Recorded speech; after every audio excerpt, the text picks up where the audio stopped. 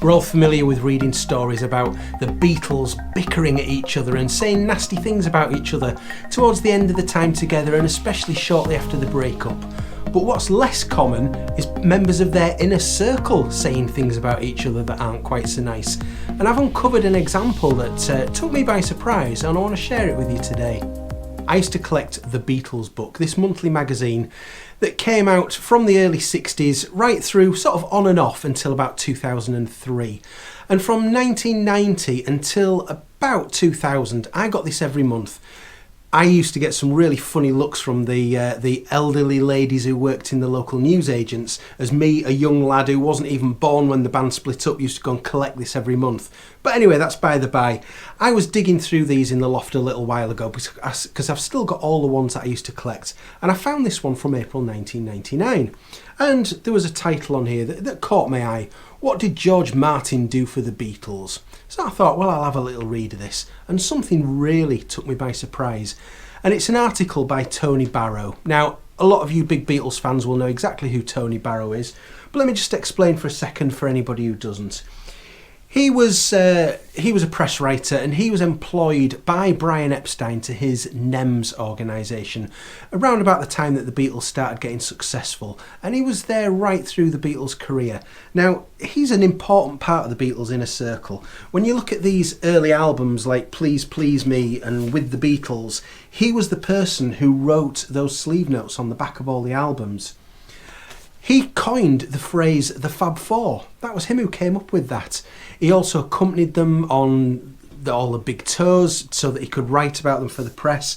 And he was also the man who, in the Magical Mystery Tour album, he wrote the notes for that sort of story version of the book that appears in here. So he's kind of quite integral to the story. He knew them really well, and he was absolutely there at all times. It was also Tony Barrow's idea for the Beatles to produce Christmas records each year for the fan club, and he wrote the first 3 scripts from 1963 to 1965. So he's written an article in this April 1999 version called What Did George Martin Do for the Beatles? So I was having a read of this, and it's all sort of quite factual and all fine, no problem most of the way throughout. And then there's a really, really cutting section at the end that took me by surprise, which I'm going to show you in a moment. But I wanted to do a little background research in, did Tony Barrow have some sort of beef with George Martin? And it's been a little bit hard to uncover. I found a couple of articles online that Tony Barrow wrote over the years. It's sort of kind of very factual, but he does say some nice things here. He says, it's been said that Lennon and McCartney wrote great songs, the Beatles turned out great recordings, and what went on in between was sheer magic. George Martin was the man who made much of that magic. So it's kind of quite nice, but he does very often seem to refer to George Martin as simply being not some kind of creative orchestral genius or anything like that, but simply a man who functionally got the Beatles' ideas onto tape. But it's this thing in here that really caught my eye. So again, it's a very similar kind of article all the way through, where he's talking very sort of matter-of-factly about George Martin, what he did, how he met the Beatles, how he came to sign them. And then there's this paragraph towards the end. He starts to have a little bit of a go at George about the lack of success that he had after the Beatles split up. As far as one can judge, George Martin didn't bring any unique talents to the job of recording the Beatles. Most of the people who met him in the 60s found him very cold and aloof. It's obvious that if any other recording manager had signed the boys in 1962, they would now be known as the famous Beatles producer. George Martin had one big impact on their career, and that was his momentous decision to talk to Brian Epstein in 1962.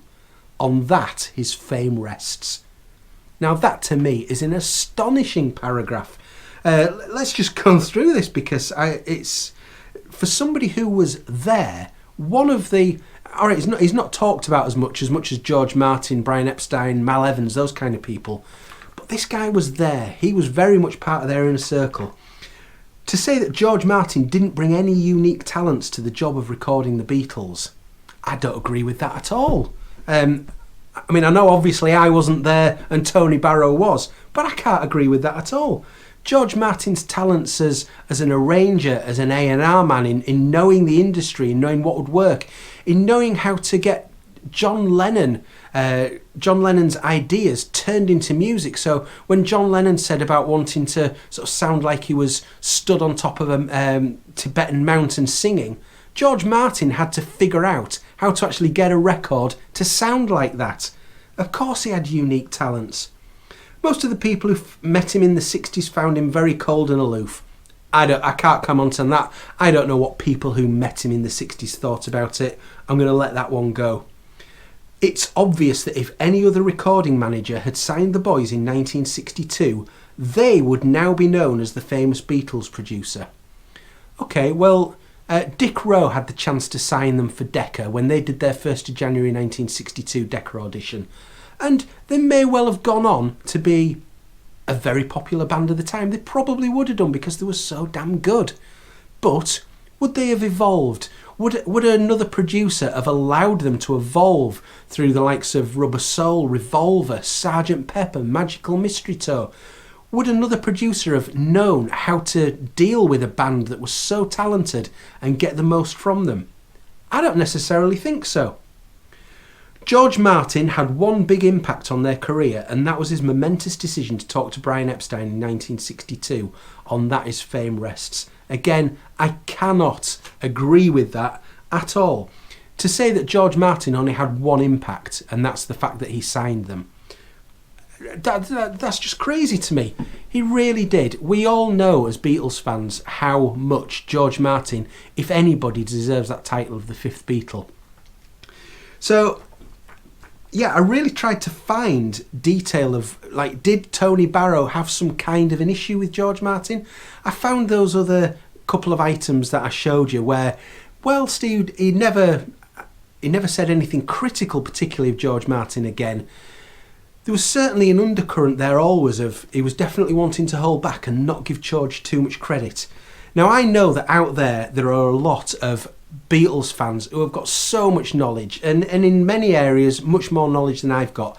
I would love to know if any of you have ever come across anything that suggests that was there an issue? How did these two guys get on, Tony Barrow and George Martin? Were they friendly? Was there a problem at the time? Was there something that happened later on that meant that Tony Barrow wanted to say things like that? I don't want to have a go at Tony Barrow. I think he was very kind of instrumental in a lot of great things about the Beatles' career. I love these sleeve notes that he did. I love the fact that he coined the term the Fab Four. He reported on them so much during the 60s that helped to spread the word and be part of what made them so big. So I've got a lot of respect for Tony Barrow, but I just cannot understand what on earth he was talking about in here. If you've got a clue, let me know. I'm going to go and have a look through some of these other Beatles books and see if I can find anything else that takes me by surprise. And if I do, I'll be back in touch. I'll see you later.